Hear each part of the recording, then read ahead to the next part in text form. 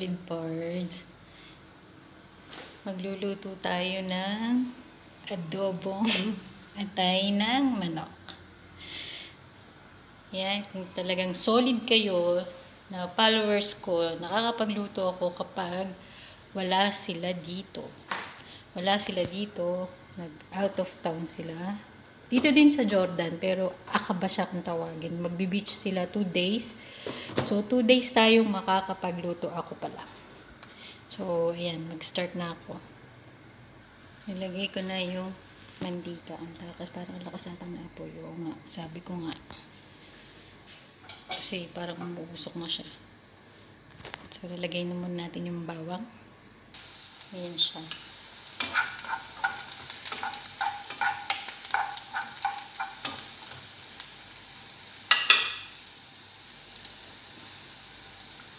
Hintayin lang natin siyang mag-brown, and then susunod yung sibuyas. Pag ako gumagawa ng adobo, talagang gusto ko marami siyang sibuyas. Then naglalagay ako ng ketchup. Yun lang. Tapos ito yung dato puti, kung natatandaan nyo, yung nagpunta kami sa City Town Supermarket, yan pa yun, hindi po nauubos. So kaya sabi ko, magluto na lang ako ng adobo. Para maubos na, kasi babalik na kami sa Jeddah sa Saturday. Sa wakas, the vacation, it's over.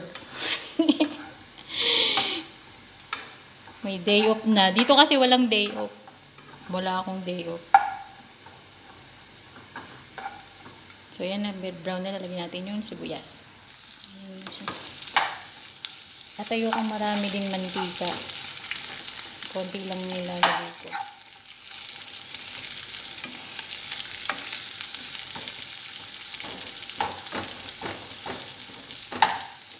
Ayaw niya maghiwalay.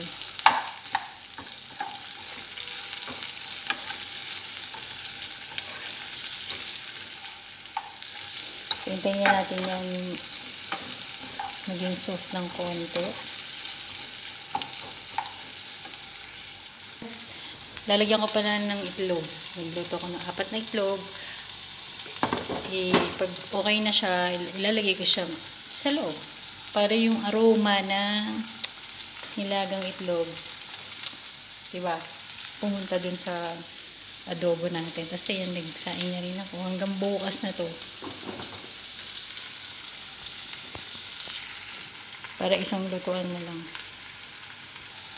Nilagay ko na yung sili. Hindi ko siya masyadong hiniwa ng maliliit. Baka maanghang yun. Kumakain ako ng sili pero na maanghang. Pero hindi masyadong sobra. Iba ka lang. O kaya okay na lang yan. At least kahit konti. Di ba meron. So, lalagay na natin ang ating main dish. Chicken liver.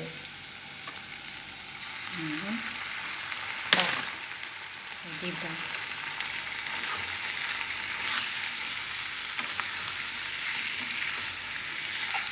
So, lalagay ko na ang mga paminta ganun. Update ko na lang kayo later. Ayan na, nilagay ko na lahat. Ang kulang na lang tubig and suka. Later na yun siya. Paanuin ko lang siya sa toyo, ketchup, asukal, and paminta. Hindi ko na siya nilagyan ng asin. Baka umalat naman.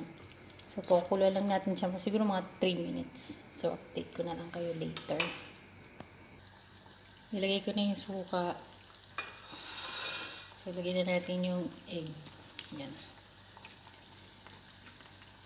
Diba? Naku po.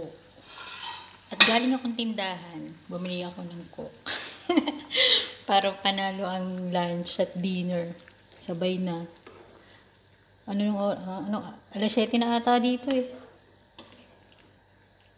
Kasi kakaalis lang nila.